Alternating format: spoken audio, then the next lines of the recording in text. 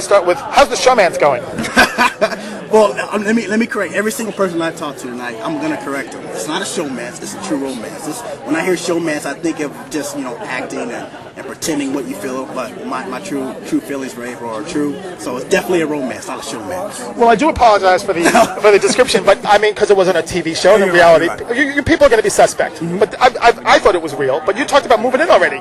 Yeah, but this is the thing. When you get caught up in your emotions, you talk about things because you feel so strong for a person. I feel strongly for April, and I think she feels the same way for me. So right now, we're just excited to get into the real world, whether it's living with each other or not. We're just excited to get back to our what you call normal lives now, and get a grasp of what the future is going to be between the both of us, because this is going to be new for both of us. Because most couples start by living together first and then dating. That's so weird. Well, the living arrangements, that will be definitely talked about a little more. Nothing's set in stone as if we'll live together. That's definitely just a conversation, and we'll talk more when we get out of here. But I think we're just excited to be together. Period. Well, you're a beautiful couple. Thank you. And obviously, you were all over YouTube. I don't have to tell you. Man, if we were on YouTube, that's something that definitely we knew we were going to sign up for. When we signed up for this thing, a lot of things will be broadcast, if you like it or not. But at the same time, it's what we signed up for. The preacher's dad will be calling his son. Hey, it is what it is. But, your parents were very proud of you when they said that. But you were kind of, you were macking each other on national television. Well, I'm human, and I'm a man. I like women, and that's something that's not a secret. If a preacher's son or not a preacher's son, that's something that definitely. I think just getting caught up with something like this and meeting someone who I'm physically attracted to and also emotionally attracted to, just because it's behind cameras and it's viewed to America, I don't think it should be viewed any different. Because you forgot the cameras were, everybody does. I mean, I really didn't think about the cameras, to be honest with you. 10 minutes into and moving in their house. So again, what was broadcast, I can't control. Talking about it, I just don't want to do her any injustice or disrespect her anyway. So that's one other story we'll have to talk about some other time. Well, you're a beautiful couple. Thank you. I appreciate it. April is definitely a girl that I've never met in my life. I never met a girl like her, and I'm really happy to be with her, period. I hate to say that this is so, I'm going to be cliche here. We get all the bios before the show starts, and I'm looking at yours, and it's like, I'm a virgin till I'm 20, and I'm going to make up for lost time. And hers is, sex is one of my favorite activities. And I said, these two are hooking up. Suddenly, didn't know black, white, age, nothing. All I saw was bios, and I said, these two are hooking up. Yep. First episode, you two are together, and everybody looked at me like, what are you, psychic? And I go, no, I'm human. I see that these two have a great connection here. That's exactly what it was. You can't make it up, and we talked about that. The second we got to talk more to each other, knowing the fact that we have so much in common. She likes. Let me put a list down for you. She likes sports for one. That's already selling me. She can cook. She's clean, and she's beautiful on top of that, and she's smart and intellectual. How many more things that I need to tell you that this is the perfect one? So you left that great body. Great body. I mean, what else can I say? But at the same time, that's something I've not met one girl who has all those characteristics and all those attributes, and that's something I'm definitely happy with. You know what I knew? When Jerry grabbed her boob, you had a look. You see that? Yeah. Because I was like, you were like, get off my. Hold on now. Let me. I didn't even get to introduce myself at that point. I just wanted to introduce myself, but I see a 75-year-old man groping my potential woman over there. I gotta give a couple eyes over there, don't I? You kind of look jealous. I was. Let me ask you about tonight's vote, 7-0. I thought it would be closer. What was that again? I thought that tonight's 7-0. I thought it'd be closer. No, I think from the jury's aspect, from the way we were thinking about things, who played the game the best, and that's what it came down to. Dan has really played the game. He's made decisions in this game that would definitely people would question, but it worked to his advantage. He took risk, and I don't think Memphis can say that, but he played a great game as well. But Dan played a great game, and I think everyone realized that.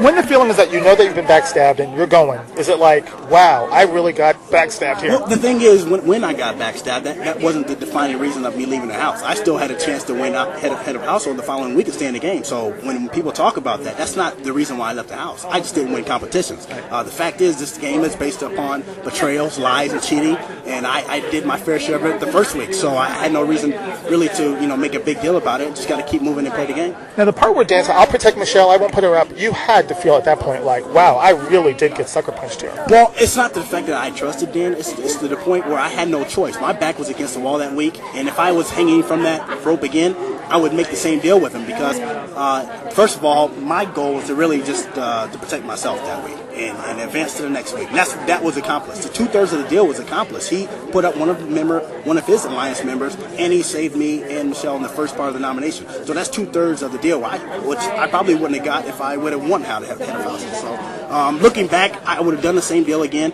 It's just the fact where I probably wouldn't have got my emotions caught into a little more, and that's probably what I should have done. You do get emotional a lot. Yeah, I do.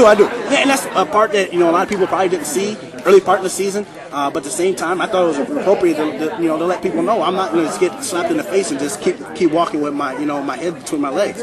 I'm definitely going to show my emotion, and I may have said things that may have offended a couple people, but hey, that's the name of the game. A lot of things I may have, but at the same time, the preacher said is cursing and yelling at people. Well, this is the thing. What happened with that is, and again, there's no explanation for it. But when you get caught up in the game and do things and have things done to you, I don't think grabbing a couple house guests and singing "Kumbaya" in the corner is going to solve it. I'm expressing my emotion, and that's what happened. Now, Dan said it best. You're a big football player, strapping kind of guy, big muscular guy, and you're scared of a crow. And that one I still can't get over. Hey, man. Talking about the birds, okay, I've been scared of birds since day one. I'm talking since I was knee high. So that's something I'm still working with. I'm not lying. I'm still working with it. But at the same time, it's when they get really close to me. I mean, the earthquake didn't mess you up as much as the birds. No, I can deal with an earthquake. But if there was a crow walking around on the backyard grass, you better believe I'm going to jump over a couple fences. You better believe that. Any regrets of anything you did? There are definitely things you did, things that I've done or said that may have offended people, and if I've offended people, that's what I regret the most. But in terms of gameplay reactions and things like that, that's something I don't take back at all. Okay. Well, I will tell you that there were some gay people out there who did not like you. Here it comes. You know it's coming. Yeah. They did not like you using the F word, the word faggot. Mm-hmm. Now, how do you feel now about because you called Memphis a faggot, and he didn't get mad at Womanizer, but he got mad at Womanizer. That's odd to me anyway. Okay, but obviously you have a sense of humor about it, but anything. And again, it's something that definitely.